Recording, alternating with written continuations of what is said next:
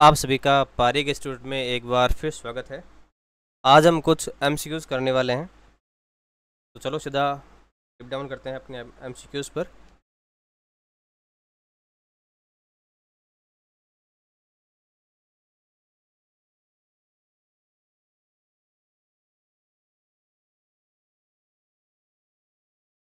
देखो, आज हमारा पहला क्वेश्चन ये है कि जब भी कोई प्रकाश की किरण हवा से कांच में प्रवेश करती है तो उसकी चाल में क्या परिवर्तन होगा। देखो, यहाँ पर अपवर्तन की बात हो रही है और अपवर्तन में हम जानते हैं कि म्यू इज इक्वल टू होता है V1/V2। अब देखो, लाइट आ कहाँ से रही है? ये आ रही है हवा से, जा कहाँ रही है? कांच में जा रही है। हमें पता है कि हवा के अंदर लाइट की जो स्पीड होती है वो स्पीड ऑफ लाइट होती है, और वो कितनी होती है? 3 × 10⁸ मीटर/सेकेंड। अब हम ये भी जानते हैं कि हवा के मुकाबले कांच का जो रिफ्रैक्टिव इंडेक्स है या फिर अपवर्तनांक जो है उसकी वैल्यू होती है ज़्यादा। अब ये तो फिक्स है, इसका मतलब अगर ये ज़्यादा है तो V2 क्या हो जाएगा? कम हो जाएगा। तो क्या हम इसको ऐसे लिख सकते हैं क्या? C/V। इसका मतलब हो जाएगा जो म्यू है वो इन्वर्सली प्रोपोर्शनल होता है V के। तो अगर म्यू की वैल्यू अगर ज़्यादा होगी तो V कम होगा। तो हमारा आंसर यहाँ से क्या हो जाएगा? देखो, पहला इंक्रीज है, ये होगा नहीं। दूसरा वाला क्या है? डिक्रीज। तो अपना जो बी ऑप्शन है वो एकदम सही ऑप्शन है। रिमेन सेम्स का तो कोई मतलब ही नहीं है।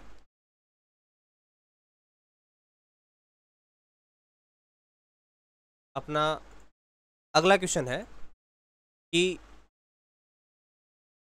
जब हमारा यूनिफॉर्म सर्कुलर मोशन होता है तो कौन सी क्वांटिटी कांस्टेंट रहती है? देखो, यूनिफॉर्म सर्कुलर मोशन का मतलब ये हुआ कि अगर एक पार्टिकल इस प्रकार का मोशन करता है, मान लो वो एक सर्कल में मोशन कर रहा है। यूनिफॉर्म का मतलब होता है कि अगर कोई पार्टिकल यहाँ है और एक दूसरा पार्टिकल यहाँ है, इन दोनों पार्टिकल्स की जो स्पीड है वो हमेशा कांस्टेंट रहेगी। यहाँ पर क्या कांस्टेंट रही है? स्पीड कांस्टेंट रही है। लेकिन देखो, अगर पार्टिकल यहाँ है तो इसकी डायरेक्शन देखो इस साइड होगी, यहाँ है तो इसकी इस डायरेक्शन इस साइड होगी। तो इसकी वेलोसिटी कभी भी कांस्टेंट नहीं रहती है, क्योंकि इसकी डायरेक्शन बार बार चेंज हो रही है। देखो, वेलोसिटी कांस्टेंट नहीं है। एक्सेलरेशन की बात करते हैं। यूनिफॉर्म सर्कुलर मोशन के अंदर जो एक्सेलरेशन होता है वो हमेशा सेंटर की तरफ होता है। अगर यहाँ पार्टिकल है तो उसका सेंटर की तरफ इधर होगा, अगर यहाँ पार्टिकल है तो किधर होगा? इस साइड होगा। इसका मतलब है कि पार्टिकल जब यहाँ था तो उसकी डायरेक्शन इधर थी, जब यहाँ आ गया तो उसकी डायरेक्शन यहाँ हो गई। इसका मतलब हो गया कि एक्सेलरेशन भी क्या हो रहा है? चेंज हो रहा है। तो ये भी कांस्टेंट नहीं है। अगर एक्सेलरेशन कांस्टेंट नहीं है ना तो फोर्स भी कांस्टेंट नहीं होगा। अपना यहाँ पर जो ऑप्शन आएगा वो कौन सा होगा? ऑप्शन सी होगा। अगले क्वेश्चन की तरफ चलते हैं। अगला क्वेश्चन है कि निम्न में से कौन सा विद्युत क्षेत्र या इलेक्ट्रिक फील्ड की इकाई नहीं है? इकाई मतलब यहाँ पर हो जाएगा यूनिट्स है ना, कि इनमें से कौन सी इलेक्ट्रिक फील्ड की यूनिट नहीं है। देखो, पहले पे चलते हैं। ये है न्यूटन पर कूलम। हमें पता है कि F इक्वल टू होता है Q और E। यहाँ पर जो F वो कौन सा है? ये है इलेक्ट्रिक फोर्स है। यहाँ पर Q चार्ज है और E यहाँ पर इलेक्ट्रिक फील्ड से है। देखो, F का होता है न्यूटन, चार्ज का होता है कूलम, और इलेक्ट्रिक फील्ड की तो हमें निकालनी है। तो इलेक्ट्रिक फील्ड का क्या हो जाएगा यहाँ से? न्यूटन पर कूलम। मतलब पहला ऑप्शन एकदम सही है। दूसरा कौन सा है? वोल्ट पर मीटर। हमें पता है कि V इज इक्वल टू होता है E.L। यहाँ पर V क्या है? ये है वोल्टेज, ठीक है ना। यहाँ पर पोटेंशियल डिफरेंस कह दो इसे, पोटेंशियल डिफरेंस। ये इलेक्ट्रिक फील्ड है और ये क्या है हमारे पास? ये लेंथ है। तो यहाँ से इलेक्ट्रिक फील्ड इसकी निकालनी है, तो इसका कितना आ जाएगा? इसका हो जाएगा वोल्ट, इसकी हमें निकालनी है, और लेंथ कितनी होती है? मीटर। तो E का हो जाएगा हमारे पास वोल्ट पर मीटर। मतलब ये हमारा जो दूसरा ऑप्शन है वो भी क्या एकदम सही ऑप्शन है। ये देखो, ये क्या है हमारे पास? जूल पर कूलम। इसके बारे में देखते हैं। जूल पर कूलम। देखो, जूल होता है वर्क का, कूलम किसका होता है? चार्ज का। तो ये हमारे पास क्या फॉर्मूला बन जाएगा? ये बन जाएगा W/Q। मतलब हमारे पास एक यूनिट चार्ज को कहीं पर डिस्प्लेस करने में जो वर्क डन होता है वो क्या होता है? वो होता है पोटेंशियल डिफरेंस।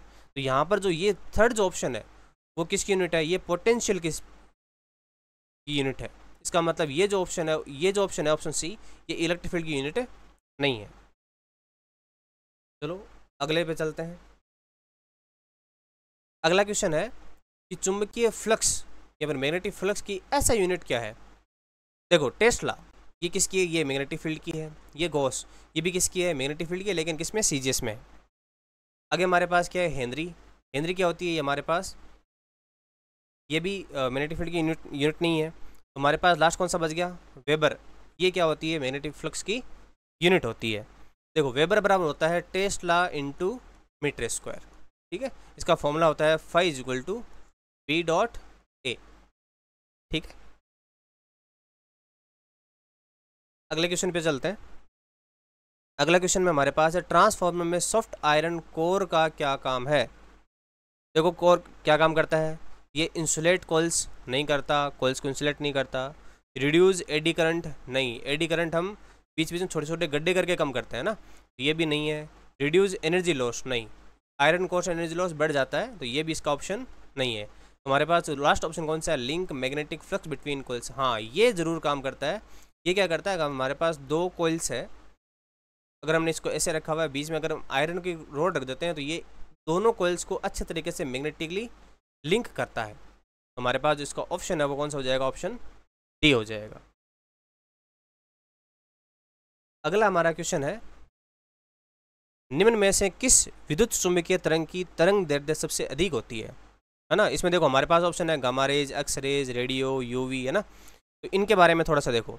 हमारे पास जो लिस्ट होती है वो उसकी जैसे होती है, R, M, I, V, U, X, G और सी। देखो ये होती है रेडियो वेव,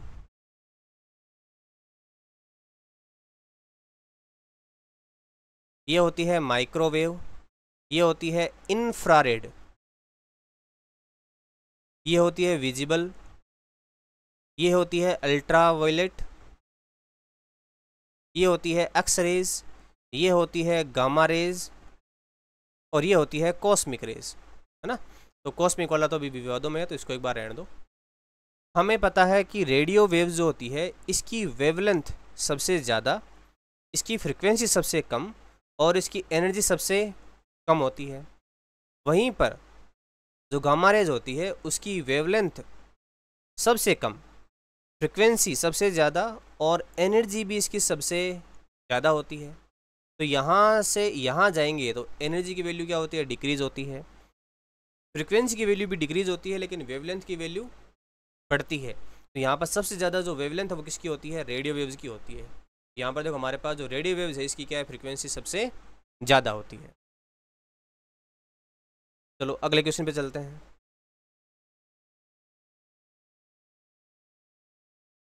अगला क्वेश्चन है कि वाहनों के अंदर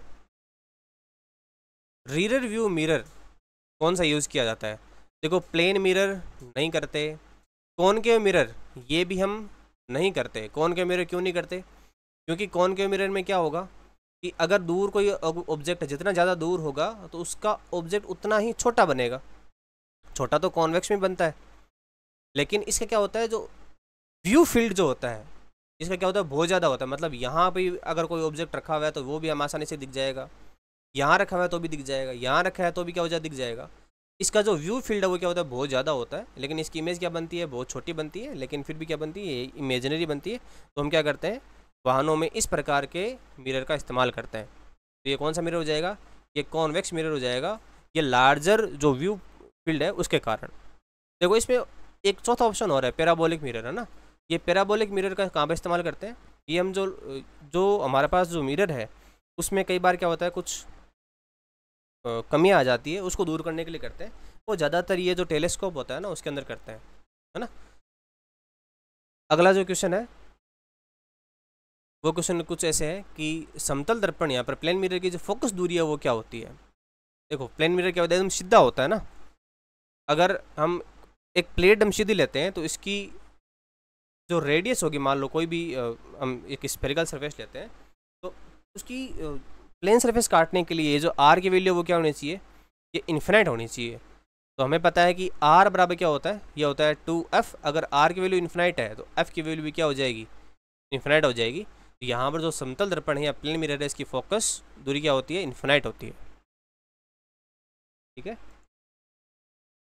अगला क्वेश्चन है कि एसी जनरेटर किस सिद्धांत पर कार्य करता है। एसी जनरेटर किस प्रिंसिपल पे काम करता है। देखो, लेंज लो बिल्कुल काम नहीं करता।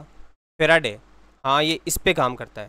फेराडे का कौन सा लो है, ये इंड्यूस्ड मैग्नेटिक फील्ड जो लो है, ये इसके ऊपर काम करता है। तो एसी जनरेटर वो फेराडे लो पर काम करता है। ओम्स लो सब जानते ही हैं, वी बराबर क्या होता है, IR। और एम्पियर्स लो सब जानते ही हो, है ना। ये इसके दोनों पे काम नहीं करता। ये किस पे काम करता है, ये सिर्फ और सिर्फ फेराडे लो पर काम करता है। लगता है कि लेंज लो पे काम करता है, लेकिन लेंज ने सिर्फ उसकी डायरेक्शन को बताया था। एक्चुअली जो लो दिया था वो किसने दिया था, फेराडे ने दिया था। ये थोड़ी सी याद रखने वाली बात है।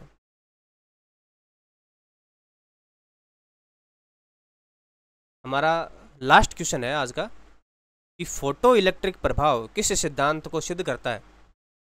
हमें बताना है कि जो फोटो इलेक्ट्रिक इफेक्ट है जो आइंस्टीन के द्वारा दिया गया था, वो किस सिद्धांत को बताता है। देखो, हमारे पास क्या सिद्धांत है, wave nature of the particle, particle nature of the light और ड्यूल नेचर ऑफ मैटर। देखो, वेव नेचर को कौन प्रूफ करता है। देखो, वेव नेचर को प्रूफ करने के लिए हमारे पास है यंग डबल स्लिट एक्सपेरिमेंट। कौन सा एक्सपेरिमेंट है, यंग डबल स्लिट एक्सपेरिमेंट। तो वो हमें बताता है कि हमारे जो लाइट है वो वेव नेचर की है ना। अब हमारे पास देखो अगला है particle nature of the light. Particle nature में क्या होता है, जो फोटो इलेक्ट्रिक इफेक्ट है ये कहता है कि अगर हमारे पास कोई एक मेटल की सरफेस है, अगर इसके ऊपर कोई हाई एनर्जी के अगर कोई पार्टिकल्स, जिनको हम क्या कहते हैं, फोटोन कहते हैं, अगर यहाँ पर ये आते हैं तो यहाँ से मेटल से कुछ इलेक्ट्रॉन्स इन फोटोनों को अब्जॉर्व करके यहाँ से क्या हो जाते हैं, इमिट हो जाते हैं। तो यहाँ पर मेन प्रिंसिपल जो है वो क्या है, इन फोटोन्स का है। और फोटोन्स को क्या माना है इन्होंने, पार्टिकल। क्या माना है, पार्टिकल। तो फोटो इलेक्ट्रिक इफेक्ट जो है वो लाइट के पार्टिकल नेचर को क्या करता है, प्रूफ करता है। ठीक है, आज के लिए बस इतना ही। अगर आप चाहते हैं कि मैं न्यूमेरिकल पर भी अगर मैं वीडियो बनाऊं तो आप कमेंट कर सकते हैं।